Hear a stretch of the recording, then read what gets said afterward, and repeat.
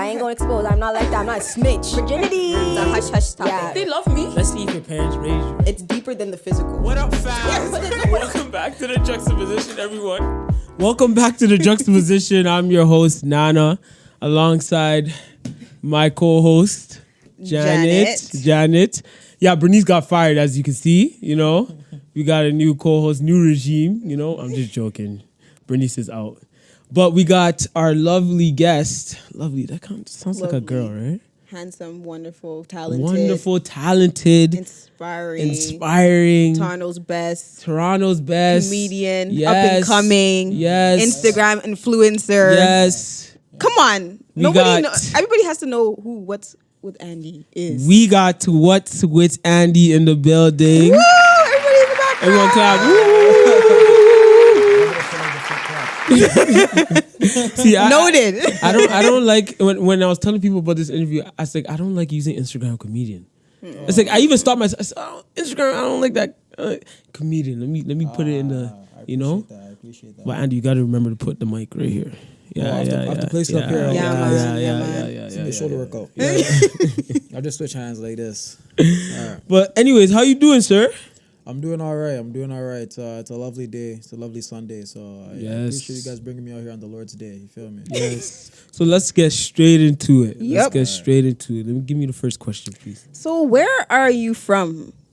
In terms of like my ethnicity or... I mean, I feel like that question is always asked for people who are born in Canada. American, you could just be like, I'm black. Yeah. Oh, okay. So, but what is your ethnicity, background, where your parents from? The reason I asked that question, or we wanted to ask that question too, because you do videos that's like hoodman videos and like it could be, well, people know you're Ghanaian, but African videos, stuff like that. But I want to know where you're actually from. Like ethnicity, neighborhoods, all of that. Okay, cool. So my parents are from Ghana. Okay. You know, West Africa, big up, you know. Johnny, you're Ghanaian or not? You're Nigerian? No, I'm Nigerian. Sad, respect me, man. Respect me. But that's why I stopped I love there, my Ghanaians though. Yeah, come on, man. You know, I love my Nigerians as well. So yes, my parents are Ghanaian. Mm-hmm. Both my parents are Ghanaian. I grew up, I was born on Western Road, so up until maybe grade 5, but up until grade 5 I was on Western Road. Then I moved to Rexdale from grade 6 onwards until like university, till now. So I would say Western Road, Rexdale, and I'm Ghanaian. So for myself, I'm a fusion of the Toronto African diaspora, you know? Yeah. I think that's different than actually being like Ghanaian, because I think there's a difference between the Canadian Ghanaian and the Ghanaian that's like fresh off the boat. To be honest, yeah. There's some fresh off the boat that, you know, they're really Ghanaian to the bone, you know. If people say where I'm from, I don't even say Canada. Yeah, I don't say I'm Ghanaian. Canadian.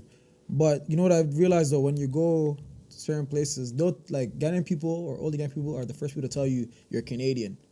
Yeah. You know, yeah. My parents say that too. They were like, "You're Canadian? Are you Canadian? This is your country." Yeah. And I'm like, "I'm born here, but I don't look, you know." But when things go left, they're the first to say, "Well, hey, you have roots. You're Ghanaian." Like, you know, like don't act like you're Canadian. Yeah, you know? That's true. So, for sure. So, how did you get into comedy?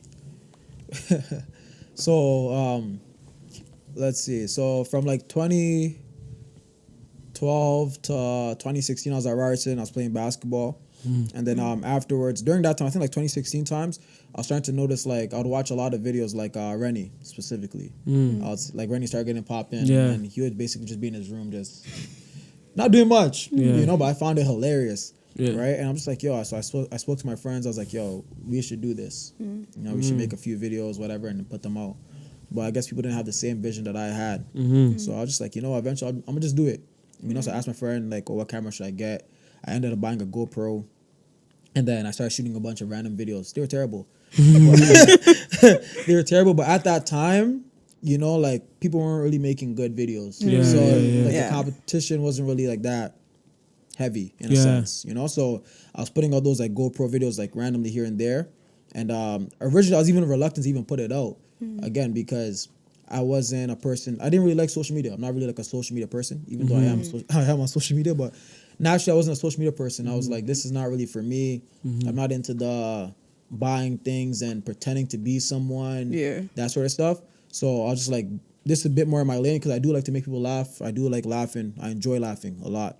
And I felt like this was something that was very easy for me to do because I'm just gonna be myself and then put that out. So around 2016, I put out my first video. That was like in December, like maybe like a few weeks before my dad's birthday or whatever. I put out my first video. It did decent. It was like a video about what was the first video? It was Signal.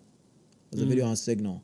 So I put that out and that one hit, like, you know, in terms of like, you know, with a small following, like, I was like, yeah, like, yo, people are feeling it. Everyone's saying like, yo, this is funny. I'm like, all right, cool. And I had shot 2 videos. Sorry, what year was this? 2016, December 2016. Okay. Yeah, December 2016. I shot the video maybe like October because I graduated. Yeah, so I graduated in like October, September, sometime around there from Ryerson. And then after I'd seen Rennie like on things. I'm like, okay, let me shoot a video that's like kind of like similar to that. Like, but I used the Godfather music, and then I was just showing people around the school like, oh yeah, look what's on my phone, you know, like that, like how people act, like, yeah, when people have like new music or whatever, like, oh, take this in, yeah, watch that. People are laughing, I'm like, oh, okay, cool, people are rocking with it. So December 20, and then my cousin Eve was basically she was doing like her own YouTube thing at that time. So when she came to like my graduation, like little gathering, whatever, I was showing her on my computer, like, yo, you see this? Like, you know, like, yo, check this out. And then she's like, yeah, this is dope, like, you know. So I put it out December 2016, and then that got like a good reaction. And then, but at that time, I still wasn't thinking about making videos. I was just thinking about playing basketball. Like, that was just my goal, like, you know. So I was like, all right, cool, I'm just gonna do this. I did this like one time, whatever. I had like 2 or 3 videos. I put that out, and after like I think a month later or something, I put out my second video, which I did with my younger brother, where it was my brother was basically me as a kid asking my dad to buy him new shoes because growing up, like, you get like 1 pair of shoes. Yeah. You know what I mean? I know you you use those shoes. Yeah. Back to school, yeah. You get 2 pairs of shoes. Your shoes for like your back to school, and then 1 nice dress shoe. Yes, church. yeah. That's it. You know, so I was like, all right, cool. If this is the case, like, I want to also like bring it up like in a video because I feel like people might be able to relate to it. Yeah. So I made that video, and then it was pretty much like he's like, oh, I need some new shoes or whatever. He's like, what do you need that for? Yeah. It's terribly done. It's a very bad video. Like, the concept was good, but the way the video looked was terrible. The way I even like was presenting myself, like, I had like a good posture in terms of how I was sitting in the chair, but in terms of like how I executed it, it was poo. Bad, you know, it was poo. Like, even the way the video looked, like, had the GoPro like fishbowl or fish eye lens, right? So I was just like, oh, this looks terrible. But I put it out, right? I put it out in January, whatever. Some people, they enjoyed it, and I was like, okay, cool, man's are feeling what I'm doing. All right, cool. Then I put out a few other videos, and it was not hitting. And I was like, oh, damn, like, you know. And then it taught me something, like, in a sense of like,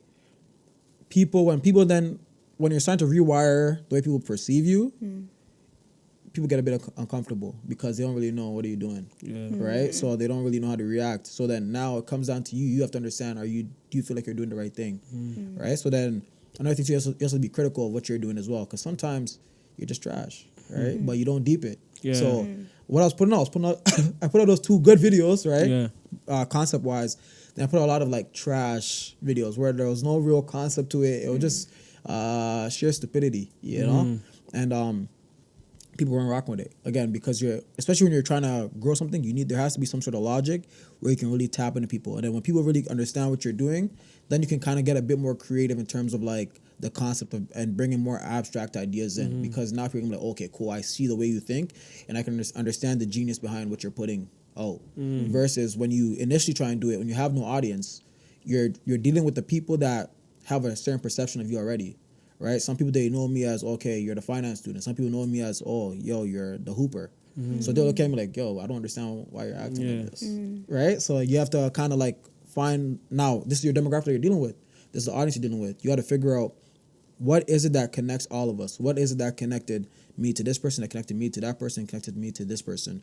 Because your audience is the immediate people who've actually met you in real life, your first 1,000 people or whatever. So that means that I have to cater my content then to things that I've lived or things that I've seen personally, because then everyone around me has those same lived experiences, has those same moments. And then that's when I started to realize, like, okay, cool, like this could work. Like, you know, when I had like, I forgot what my first, I guess, big Toronto video was, I did with my younger brother. I think I put him in the barber chair and then a hoodman comes in and then he slaps him with the chair, something like that. And then people are rocking with that. And then after, even before that, I had like a few other hoodman videos.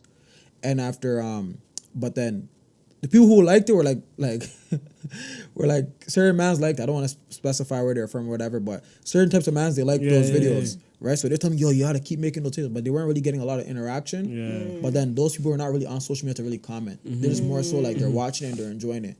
So I was getting that type of feedback. I'm like, okay, cool, these videos are dope. And so I'm gonna keep on going with these videos.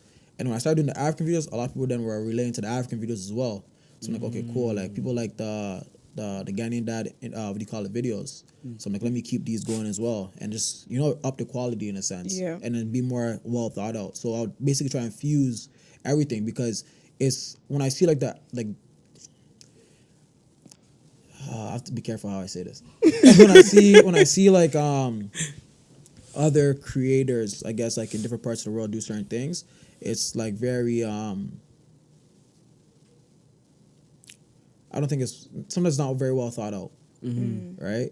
So like, or it's lazy or whatever. So when they put out certain things, I realize like, okay, cool. Like this is just more so like, it's almost like an imitation of what other people are doing, right? Versus really bringing in what their own personal experiences. It's almost like they're researching these people, like if you're not really African, you can go and research everything we do. You can watch my video and figure out what it goes on in the African home and then recreate it yourself, right? So, but then I'm like, all right, I want to make this as authentic to me. So I'll introduce like things like certain types of music that I'm listening to, or elements from shows that I watch, and place it in an African concept. And people are like, why is that there? And that builds that intrigue, right? Or I put it in a certain moment, like, okay, cool, like this. It's more so for me, because I'm watching like, ha, ha, ha. Like, I like this, And then when people start commenting, like, oh, snap, like, I just realized this is from this show, or this is this opening, or whatever, like, this is from this wrestling character, or whatever. And I'm like, oh, snap, people are actually really picking up on these small things. So I noticed that, okay, the community is really starting to form based on what I was doing. But your question was when I started making videos. When I started making videos, it was December 2016. And what got me into it was I was literally watching Rennie and seeing like, oh, I probably could do this as well. And then I ended up doing it, Well, speaking of Rennie, who were some of your inspirations? More so like the OGs, like those comedians. Who were some of your inspirations? Even your African comedians too, not just the ones who are like American, Canadian, because I know those are just like the first go-to, but I'm sure there's probably a lot of like ones that resemble in your culture that you look up to. So it's when it comes to like comedy, I could say like these celebrities and whatnot, right? But it's not really mainly like celebrities. It's more so people that are around me, right? Again, because I don't think I'm the funniest person. I really don't find myself that funny. Like, people laugh. I mean, but when you watch it back, you'd be like, ew, I could have done better than that. So you critique yourself more than liking what you do. Yeah, so I feel like when I see people's reaction, like, oh, okay, cool, maybe this was funny. Or I'll think in my head, like, yeah, this is kind of dumb. Like, maybe I should There's no way I don't believe you're funny. No, in you are. high school or elementary school, you had to be the funniest in the class. No, people will consider me funny, but I never think I'm the funniest person. Because you're probably naturally funny. Maybe that's what it is. Like, so, and again, like I as you said earlier, like I'm very like, maybe monotone or whatever. Like, he says one. Yeah. Right. So when I do something that's out of the norm, it's like, oh, okay, that's hilarious. Like, why are you doing that? But then sometimes people, they'll look at me online and think that when I'm like this, they think I'm upset or whatever. But in terms of inspirations, it's more so like my cousins. Like my cousins are funny. Like when I say they're funny, I can't even put in words. Like, my cousin's funny, my sister's funny, even my little bro's funny, my parents are funny. And then people I've met at church are funny. Like, like the friends I have around me are very funny. So I feel like I'm more so like a thief of them, like more than anything, Like, I'm just embodying, like, I'm like a fusion of them in a sense, and I'm just embodying different characteristics from them. So I'll say they're more so my inspiration. In terms of like work ethic, I do like Kevin Hart because I like the way he works, and I used to find him hilarious. I still find him funny, but like his early stuff I used to find so fun. Like, I'd watch on YouTube and stuff and be dying. Bernie Mac.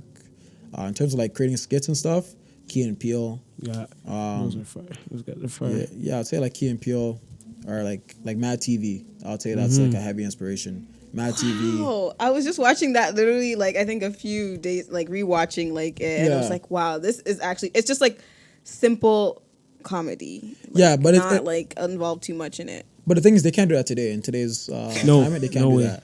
No way. But there's a lot of stuff. I'm not even gonna say what I find funny in there, but like there's a lot of stuff that I'm like, yo, this is so funny, but they could not do that in today's climate. Yeah. But Mad TV and Living Color, it's more so like shows that I found like inspiration from, like I'm like, okay, cool, like this is kind of dope. Jamie Foxx show, I already said Bernie Mac.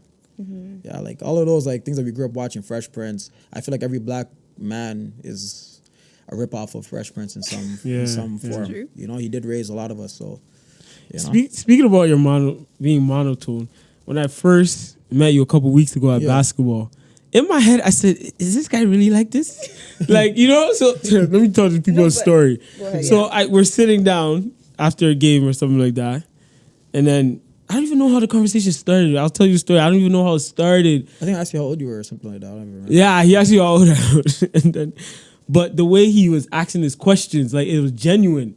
I said, isn't this guy the funny guy? Yeah. Like, even when he's playing ball, it's just like regular. Yeah. I said, isn't this guy the funny guy? How come he's not the loudest in the room? Like, I mean, I don't really like the loudest in the room, but it was interesting to see that his demeanor was like that. Like, it was very interesting to see that you weren't, because sometimes you think Instagram comedians are they're just loud, like, they're loud, or like, they're trying to pump out their chest, like, or even when they're playing basketball, like they're the big bad wolf on the court, but it was total opposite. Humble comedian, like humble, like when you meet, like that type of person where like you meet in person, and you're like, wow, this person is very like calm, like down to earth. That's actually dope. Because when I met you, I think the first time with Toby and stuff like that, at his birthday, you had just a warm demeanor to you too. So it's like I like the way where it's not like you had to show off like what you did or whatever. It was just like you being you and you being your actual personality. So I like that. But I think there are people like that though, and I've met them, and it's kind of weird. Like I feel like again, everyone has their own life experiences, and I feel like sometimes when people are growing up, they don't get certain attention growing up. So when they get to a certain point, now the numbers and stuff like that, it's a digital era, so it kind of inflates their head. It makes them feel like they're somebody they're not. At the end of the day, you sleep at night knowing what your problems are. You sleep at night knowing what your insecurities are. So there's no need to come outside and now try and impose, try and worsen someone else's insecurities. I feel like I've always just been like that. Like even when I play basketball, or whatever, I'm trying to I look at basketball again like a tool. Where a lot of people they come on the basketball court and they become dickheads, and they start insulting people, this, that, the third. If you're better than someone, that person knows. You don't have to put the salt in the wound. But some people, they feel like they need to do that stuff to other people in order to boost their own ego. But while you're doing that, you're bringing someone else down. So I feel like if you know what I mean, again, if you don't know who I am, that's cool. If you know who I am, that's cool as well. You know what I'm trying to say? Like it's not my job to force you to like me. That's whether facts. You like me or you don't like me, that's your own problem. It's your own prerogative. So I'm not trying to be something I'm not. And I realize that for social media, a lot of people, they try to impersonate or they try to become what they see as successful. But success is it's based on yourself. You know what I mean? Like it's based on whatever you find value in. So a person's success could be within family. Some people's success is within money. Some people's success is within women or guys. You know what I mean? So it comes down to each individual, and I feel like it's very subjective when it comes down to what success is. So I feel like just remain humble and just remain cool. Like just just be yourself. Be yourself. Yeah, my favorite rapper was like the calmest person. My favorite player was the calmest person, which was Tracy McGrady, and then my favorite rapper was Fabulous. I also like Jadakiss, but they're very calm, very calm. Very calm people. So again, I'm like an embodiment of whatever I like. So yeah. Yeah. So as a comedian, like, what do you think the difficulties are in the city of Toronto and just being in and seeing day-to-day life? What do you think? I would say maybe the support maybe. A lot of people say the support, eh? Even Terrence Penny, he was that's like a constant theme in the city. The support. I'll say the support, but then I kind of understand it in a sense, like what you were saying earlier about you don't know me based off of you don't know me as an individual. All you know me is based off of what you see on social media, right? Right. So I guess people might be thinking, okay, I don't want to follow this guy because it might boost his ego or whatever or something, But I look at it like this too. Like sometimes if you like something and you want to see something from your city be successful, you would support it. Right. Exactly. But at the same time, again, you can't force someone to support anything they don't like. But my only issue is that if you do like it, why are you not supporting it? If you don't like it, it's cool. It's true I think it's honestly the competition, because Toronto's like a small hub, and it's like, okay, so if you're successful, like there's only a few of us that come out of here, but if you go to the US, like there's a spot for everybody. Like, you know, there's bigger corporations, there's lots of everything. Like, let's just say a gas station, like you have like probably like 50 Everybody's in like a eating. mile. Like everybody has their own Everybody's space eating, to do what they want to do. But in Toronto, it's like if you come up, it's like wow, like you know. So I don't know, but you know, I feel like, so in terms of that, like one, competition is like, that's everywhere, right? Competition is a given. Anything you do in life, there's always gonna be competition. Even if you have siblings, you're competing. Sometimes you're competing for your parents' affection. You know what I'm trying to say? Yeah. So like competition is like a given, but when it comes down to like, yo, if you like something, it's just simple. Like you just support it. And on top of that too, sometimes people are like in their own mind, they're creating competition for themselves that doesn't exist, right? So I'll give an example. Like me creating like comedic videos. A lot of people can make comedic videos. It's, you just got a camera, you get a phone, and you make a video. It doesn't have to be the same way I do it, but you can create it in a way that people are still gonna enjoy, just creating content. But we're not in the same lane, right? The way I look at my videos, I don't look at my videos the same way a person on TikTok is making their videos, right? And that person who might just be ranting, I'm not looking at my videos the same way that they're doing their videos. It's completely different lane. But people they create the competition in their own head, making it feel like, okay, cool, if I support this person, it's gonna bring me down. It doesn't bring you down. It doesn't affect you.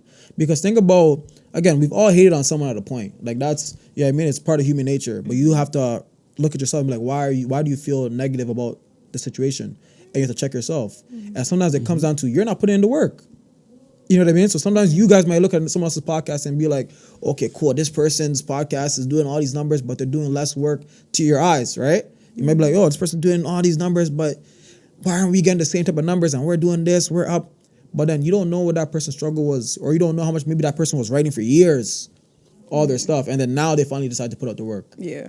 And then you're comparing yourself to that. You don't know what someone else's journey is, right? So for me, like, I would say the biggest thing is the support. Because I remember I had one situation where I was hooping and like, you know, I was having a good day, you know? So this guy came, he's like, yo, I know who you are. Because normally that's how I start. They don't really people don't say nothing to me until like, again, because I try to keep up doing it. I don't play basketball, right? But like they'll be like, oh, yo, I know you are. Like, you know, I see your videos. I like what you're doing.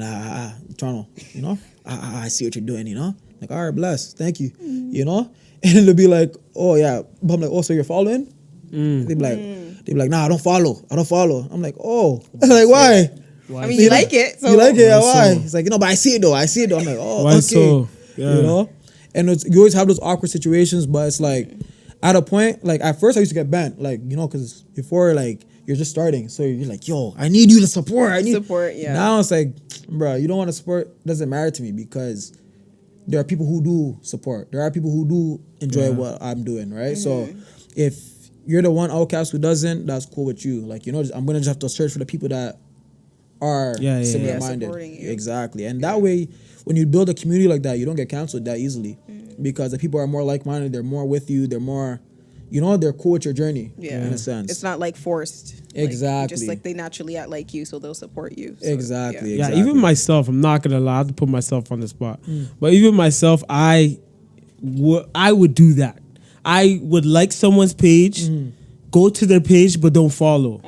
Like, you know, and I would have to check myself, like, sometimes, like, no, it's just a follow. Like, I think, like, maybe 2 years ago, I was in that, like, I don't want to follow this guy because I don't want to maybe ruin my algorithm following 600 followers, 500, you know? But it's like, I like you, so I'm going to follow you. Like, you know, I'm going to post your thing on the story because I like it. Yeah. And now that we're creating content, now I know how it is. You know how it feels. Now I know how it feels. It's like, bro, just like the thing. Like, you see me and you say, yeah, listen to your podcast. Okay, so are you liking? Are you? I know. You're a ghost follower. You're a ghost follower. It's an awkward moment. You know? You're just like, oh yeah, you see. Okay, have you seen my videos? Yeah, I mean, yeah. And you're just like, okay, should you follow? It's like an awkward moment of like, what do you do at that point? Do you tell them to follow? Is it like a forced thing? Like, leave it up to God. I just be like, okay, you like it, cool. Yeah, I more so put it like, okay, so you don't want to see me succeed, okay? You know, you like it, but you don't want to see me succeed. Yeah. And like, cause people always be like, yo, I don't know why you're not on this, why you're not. But you have to understand, like, to you, I might be the funniest person, but to another person, they're probably just looking at the numbers. Yeah. Right? And the people who are putting you in position, sometimes they're not looking at if you're funny or not because they don't understand your comedy. They want to see, does your community understand your comedy? Because your community, your stuff is not for everybody. Your content's not for everybody. It's for a certain specific audience, and that's up to you to find those people, right? And you got to focus in on those people and make sure that you're providing value to those people. We have to get you there as a community, as people in our city. We have to get him there. That's how it is. Everybody that popped. Get me there. Everybody that popped, their city got behind them and pushed them. So if you want to see man's win, we got to do the same thing. Yeah. So speaking about work and stuff like that, you appeared in a show Next Stop, right? Yeah. Next Stop. How's that experience? And is that a lane you're trying to go into, the acting lane? Yeah, like what's the lane you're trying to go into?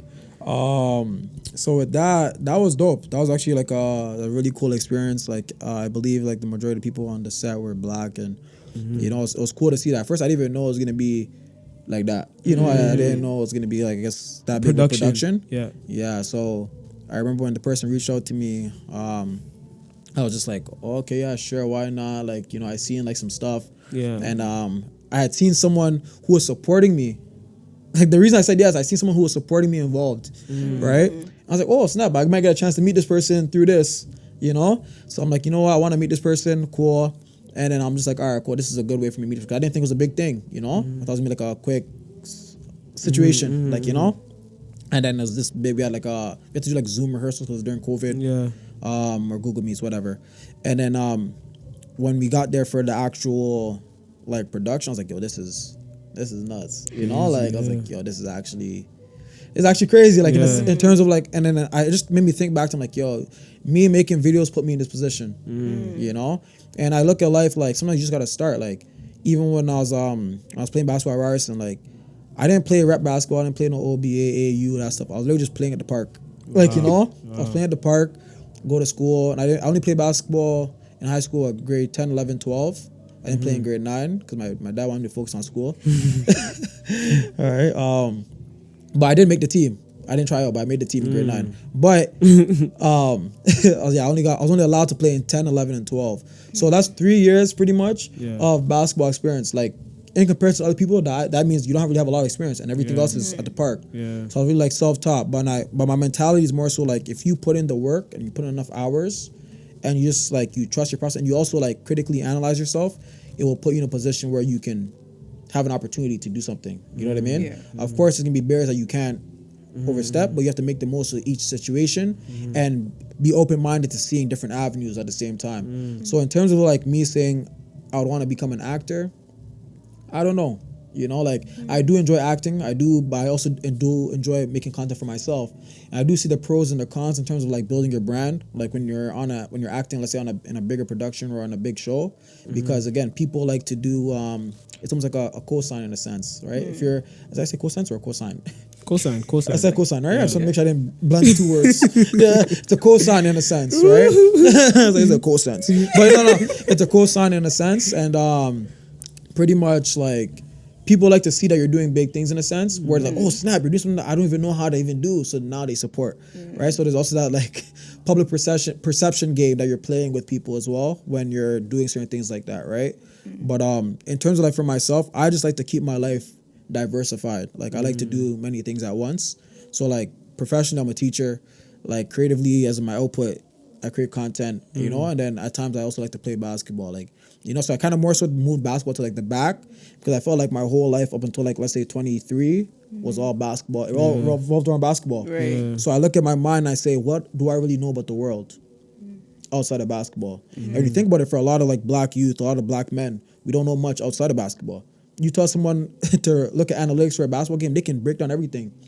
Third analytic, like, you know, like I'm talking about assist to turnover ratio, everything else, you know what I mean? Like things you don't really need in the real world, you know, but then people kind of like get lost in that and they don't think about what else is there outside of basketball. Their identity is filled with basketball. Our identity is so stuck to basketball. I want to go to the NBA. I want to. Yeah, you know? Yeah. And then it gets to the point where now you're like 30 and no knock to anyone who's 30 chasing the dream. Like, you know what I mean? You got to do whatever makes you happy, right? But you get to a certain point where it's like, yo, when you realize like maybe this is not working out, what do you do with your life now? And then depression can slip in because idle mind is the devil's playground, right? And when you have no, let's say, tangible skills that you can translate to the workforce, you're now looking at yourself like, what do I bring to this world? What do I bring of value? Yeah. Right. So for me, it's more so just a matter of me trying to challenge myself, especially right now because I'm fortunate to have both my parents still alive. You know what I mean? Yeah. So it's just a matter of taking advantage of the opportunity that I have. Black people don't have many different things that are given to us. You know, so whatever small thing that you do have that is in your favor, your parents may not be rich or whatever, but if they're there or they're involved, you can take their information and see how that can better improve your life. You know what I mean? Another thing too is also talking to older people. Like you guys are here in the church. You know, you guys can speak to the people who are in the church and get their life experience. When did they get into their career? When did they start? How long did it take them to get to this point? A lot of times we're looking at people and we're comparing our today to their 50 years of life. Like, you'd be like, oh, I don't have a Benz. That guy's 50, he has a Benz. When did he get his Benz? At 45 maybe? Right? Or sometimes, but then also you might be comparing yourself to a person who has it right now, but you don't know the type of work that they put in or even how they funded it. Right? So I feel like for me, in terms of like the lane that I'm choosing, it's more so my goal is more so just to live a full life, to more so diversify my life and then do different things, challenge myself professionally, challenge myself creatively, you know, and then also like try and find ways to stay active, you know, and find different interests because I feel like, you know, you could lose your legs at any moment. And then what are you gonna do? Who are you? You know? That's so true. Yeah. So yeah, so that's more so what it is. Sorry. So like we talked about a little stuff before we started the podcast and how you went to Pentecost and stuff like Presby. that. Presby, sorry. Presby, Presby guy. But Presby all day. Talk a little bit about that. But now that you're older, how do you find your faith? Like, do you find it harder or do you find it a little bit easier because you feel like you're a bit more wise? So how do you find your faith right now, especially we've been through COVID and lockdown and I feel like more so like I feel like my mom is what really strengthens my faith, you know? Like I feel like again as a Christian, you know, you always have moments where you waver and that sort of stuff. And I feel like again like as a kid, because I was forced to go to church, like at a point like you feel like you become distant, like you want to get away. It's like, yo, I've been doing this for so long. Like I put in too many hours. Like, you know, I go to Sunday school every week. Yeah. So it's like I want to get away, but then I feel like when things go well in life, usually it's like when you're focused on God. Like, you know what I mean? Like when you're just like literally sitting down, you're reflecting, you're praying, you're more mindful, like things just seem to go, you're more relaxed. You're not angered, not easily angered, you know. I even like example, we'll use like the runs, for example. Like people will come there and they could get bent and upset. And I'm like, this is not that deep. But now it's just like, just I'm basketball. go home, I'm just gonna sleep. We can play tomorrow. It's okay. This is not that. What the hell's I'm gonna look like, yo, bro, I'm going home, dog. It's another day. It's another day, another like, you day, know, yeah. it's not that deep. You know what I mean? This is not going to take you to the NBA. Yeah. So you need to relax, you know? If you're a young guy, it's completely different. You know, if you're 19 there playing against older guys, every day is a workout. This is part of your grind. But, yo, I'm 26, like, you know? So this is not, I'm not going to lose myself for a situation. And I feel like that comes, again, with being prayerful, being mindful, and being anchored in something. I feel like that's another thing a lot of people are missing is they're not anchored in any type of faith. You know, I notice like a lot of people, they're just living by their own accord, right? When you live by your own accord, you have no structure, if you have no discipline, you don't really know what you're going to be doing with your life in a sense, you know. But when you do have some sort of structure, you have some sort of discipline in your life, like you understand why certain things happen in a sense, or even if you don't understand it, like you have something to fall back on, and that's the point of faith, you know? Yeah, so. Yeah. Well said. So with that, like when we create content, we create a lot of content, and sometimes it just gets like tiring. Every day you're just like, what do I do next? So do you ever get burnt out, like coming up with new ideas or new content to put out? Burnt out. I think we all get burnt out, but I think it's relative, like, you know, like my burnt out might not be like someone else's burnt out, like, you know? So for me, I feel like I have a good pacing, like, system mentally, because it all comes down to why are you creating content, right? If you're trying to create content to this for me, like this is not my self-identity. Like people have a perception of who I am, but this doesn't reflect who I am. To me, it's just like a small fraction, right? So I'm not my whole life is not tied to social media. So in terms of like me making content, I'm not in like, oh, I need to go. Like I need to pump out 100. It's something that you just enjoy naturally. People think you're in the basement cooking up 24/7. Yeah. I mean, I would think that with the amount of videos that you put out, like this guy is like planning every day. Nah. That's a good thing that you said that though. Yeah. Yeah, and people don't know that, right? Yeah. People. So again, it's all based on you have to find your comfort zone. And of course, at times you gotta push yourself again because I want to push myself creatively. I'm gonna find moments where I'm like, okay, cool. I feel like I haven't challenged myself yet. Let me see if I can do this, right? But for the most part, a lot of things are like situational. Like, let's say I have a situation that happens here. Like, I'll be like, okay, cool. This is a funny situation, and I'll just sit on it. And then maybe like in 2 weeks, I'll be like, okay, was it really that funny? And if I still find it funny, like 2 weeks later, I'm like, okay, let me turn it into a video, right? So like, I like that because it's not like you rush to like do your content. You actually like, is this gonna be actually good? Like, or am I just putting out content because I need to meet a deadline or people want to see me? Yeah, you know. So, there are times, of course, I've done that. Like, you know, I'm not gonna say I've never done that. There are times I've put out videos where I'm like, oh, I put that out, you know. But I feel like also at that time I felt like it was funny, or more so if it's a rant, it'll be like, okay, this is on the moment. This is like I feel this. Come out. Yeah, I feel this way right now. Like, you know, so let me say it right now, and I look at it like, this is not that funny. Like, why do I have this out? But in terms of like skits, I more so like sit back and I think about the skits. I'm like, okay, cool. Is this gonna be worth my time and my energy to do this, you know? And like, am I gonna enjoy watching this? Because sometimes I sit back, I just watch my own videos. Like I'll sit down, I just watch my own stuff. Like, like I like that. Like, you know, and like it might not be immediately, it might not be like the week after, but like let's say like months. Now I'll be like, I'll start going through like, oh yeah, I made that. Like, wow. And I'll be like, how did I even make that? It's kind of like watching like your old highlights. Like, you know, like you know, probably when you watch yourself like. Because how old you are, like 23 or whatever? 23. So maybe if you watch a video of you playing ball at 20, you're like, holy, my legs I do that sometimes. My high school highlights. Yeah, I'm like, holy, how did I even do that? You're starting to like wonder, like, how did I do that? You know, how did I even do that move? Like, I was so skinny. What the hell? How did that happen? You know? So I feel like sometimes I do that like just to watch and be like, oh, okay, cool, this is actually sick. You know? So more so creating like my own catalog for myself and just and going that way. But in terms of like burning out, I feel like it's just all about pacing yourself. And then also like working in seasons. When you watch a TV show, the TV show doesn't run unless certain shows do. But for most shows that are like really big, like Power, Snowfall, Game of Thrones, they have seasons, right? So they work within seasons. So you work for, let's say, a certain period of time, then you chill out for a bit. And you use that more like a thinking period. You know, analyze how do people react to this type of content and then reflect on it and be like, okay, cool, this is working, this is not working. And you drop some of this and then you move on, you know? So how did it feel? I got a couple more questions, or a couple last questions. How did it feel when you got your first like 10,000 views? 10,000 views. I don't even think I know when I got my first 10,000 views. To be honest with you, yeah. Again, like for me, I more so look at like the impact. So when I look at like the comments, like, you know, and people are like commenting like crazy and stuff like that, I'm like, holy, like. People are really enjoying this. In terms of views, I don't like even look at the views like that. You know, I don't even look at the likes. Like, so I more so look at like the comments, like who's really interacting with it, when people are sharing it and stuff like that. And I'm like, yo, this is actually dope. Like, people are actually really rocking with it. Because it's easy to like something. It's easy to view something. Yeah, you but them comments really speak. Yeah. They really more so speak. Because people are actually like quoting stuff from the video, or like they're talking about specific moments in the video. And I'm like, yo, this is actually dope to see that, you know? So that in terms of 10,000 views, I have no clue. Like, I don't even know. Like, you know, in terms of followers, I can tell you, like, I was amped. Like, when I got like 10,000 followers, I was like, say the word. But human nature, right? Yeah. It's like you get something new, you're happy for like maybe a few days or whatever, and after then you're on to next. What's next? Yeah. Right. What can I do next? How can I push myself again? So you're not. So when I realized that, I'm not really focused too much on the vain metrics.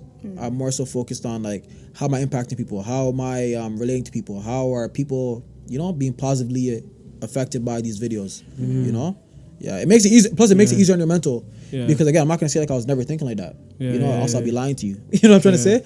But at a certain point, like let's say when I had like 3,000 followers or whatever, I'm like, damn, how do I get these views? How do I get this? Whatever. And then after a while, you start to realize like, now you're killing yourself. Like mentally, you're putting your energy in a place where you don't need to put the energy. You just need to put the energy on making good content. And then when you take your break, you sit back and you look at like, okay, cool, what's working, what's not working, and then you can look at the numbers and be like, okay, this is working, this is not working. How can I tweak this, or how can I make this better? Do I need a better camera? Because people might be saying the ideas are good, but they don't look good, right? Do you need a team? Do you need someone maybe to write for you? Do you need someone to edit for you? Do you need someone to shoot for you? Do you need someone to color grade it for you? you have to figure that out. But you only can figure that out when you take that break and you sit back and you look at what you've done. And the break doesn't have to be 3 months. It could be like a week, 2 weeks, based on your workflow. You know. Yeah. Well, to wrap it up, where do you see yourself in 2 years? In 2 years, that's an interesting question. I'm probably gonna continue making videos in 2 years, you know, and then wherever it takes it in a sense. When it comes to like that, you know, professional, I'm thinking right now I might go do my master's. I don't know yet. I'm thinking about doing that. That's crazy how like you're still thinking of that, but you still have your popularity in what you're doing in skits. Because people would just be like, well, I mean, I got this much. I'm going to drop everything and I'm going to do comedy alone. Yeah. I don't know. I guess because, you know, African parents, they you can never leave. You have to get the degree. You know, the way they raise you in a sense, like they more so raise you to really think about the negatives, and they show you. Like my thing is, I've seen the negative outcomes of people, right? So when I analyze certain situations, I'm like, all right, cool, I just need to make sure that every base is covered in a sense. Right. So like you want to make sure, like let's say if one thing doesn't work, you can still bounce back to something else, because again, you wanna put yourself in a position where when you're older, like if you have a family, you can take care of your family. Right. You know, that's the main thing. You don't want to put yourself in a position where now when you're older and you can't really take care of your family because you didn't set things up properly. You know, and life does move fast. Like we say 2 years from now, 2 years is like that, right? I met you guys 2 years ago. You know, like it's true. So it does fly like that, and it's like in the blink of an eye, right? So you have to really take in every different thing that's going on again, and that comes down to reflection. When you sit down, you look at your life and you say, and you kind of have to work backwards in a sense. Like you look at where do you want to be in 10 years, where don't you want to be in 10 years? I feel like that's even easier. If you say, where don't I want to be, right? And you can be like, okay, what can I do then to avoid that outcome? That's you know? true. And then you can basically create a list of things that, okay, cool, maybe if I advance professionally here, if I advance this way, I have more opportunities, more things. Yeah. Wow. When do you rapid fire? Yeah, so we're just going to end it off with some rapid fire questions. You got to give me one answer, okay? One answer? Yes, one answer. Bernie Mac or Chris Tucker? Bernie Mac. Okay. This Chris is funny. You don't know what, but Bernie Mac's an OG. I love Chris Tucker. But Bernie Mac, like, I find him hilarious. But yeah, that's my answer. Michael Jordan, LeBron James. MJ. Give me 1 point why you say that. Give me 1 point why you say that. Why? Because growing up, I want to emulate my game after MJ. Like, you know, like when you see him play, it's one of those things when you see him play, you want to model your game after him. I never at a point really. There are like things I did take from LeBron. Like I learned how to use my left hand because of LeBron. I watch him dunk. And I'm like, okay, how he takes off, I'm going to just emulate that. Yeah. And then follow his foot pattern. But in terms of like full game, like MJ, like, you know. Okay. Top 5 comedians. That's tough. That's tough. Gotta give me 5. Bernie Mac, Dave Chappelle. That's 2 so far. Bill Bellamy. That's 3. Oh, Eddie Murphy. Almost didn't say that. Eddie Murphy. That's 4. I'm trying to think about just people who make me laugh, like not more so like, you know, politically correct answers. So I said Eddie Murphy, Bernie Mac, Dave Chappelle, Bill Bellamy. Bruh, that's tough. I can add a 5th one. I'm surprised you did not say Martin. I'm kind of disappointed. Martin Lawrence? I'm kind of offended. It seems like he's that. Martin is my guy, bro. Martin Lawrence is funny in movies. He's very funny in movies.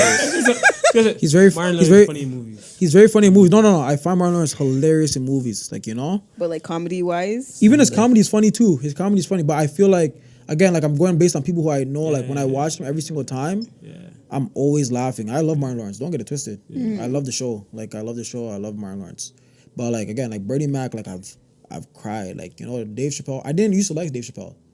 Like I didn't. I think also because maybe my mind didn't get it. I wasn't smart enough. But like now, you know.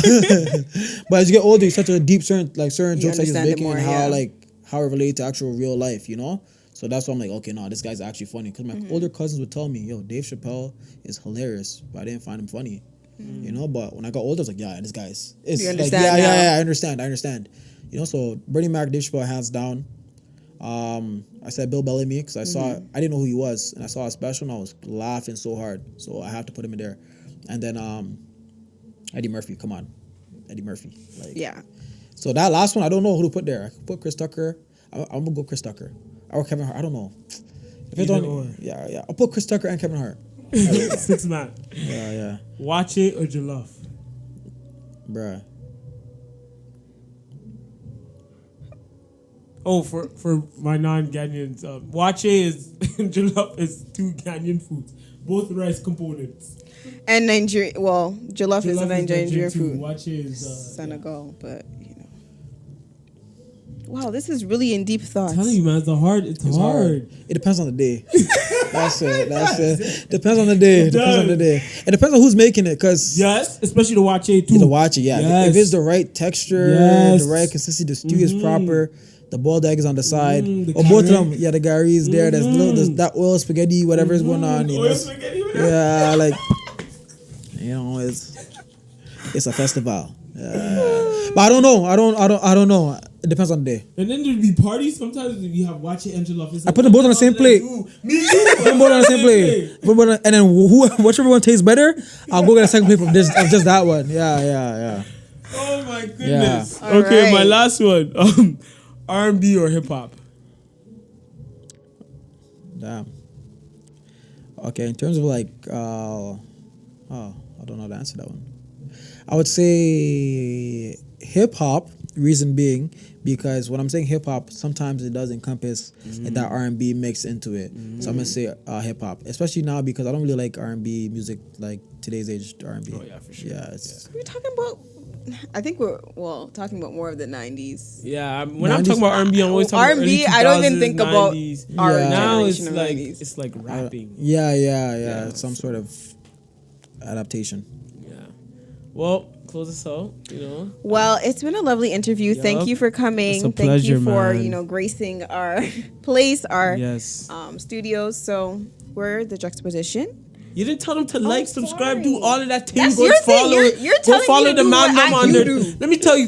Hold on. Please tell Sorry, me to do people. what I do. People that my bad. Go follow the man them. Go follow What's with Andy on social Instagram, YouTube, Twitter, all of that. Anything else? Everything. YouTube is What's with Andy as well, Yeah, right? What's Andy on YouTube? Yo, we Twitter, gotta put the IG, man them TikTok. need Build to him up, be support somewhere. him. We have to push him out the city, We gotta do what we gotta do. So go follow him everywhere. Like, subscribe, do everything. You already know. I tell you every week, or And we us tell you. follow, like, subscribe. Yeah. But it's about him today. about him but, today, exactly. Where our links are in the bottom. Yes. So yes, it was a pleasure. That's all, folks. We're the Juxtaposition crew, and we're out of here. Bye.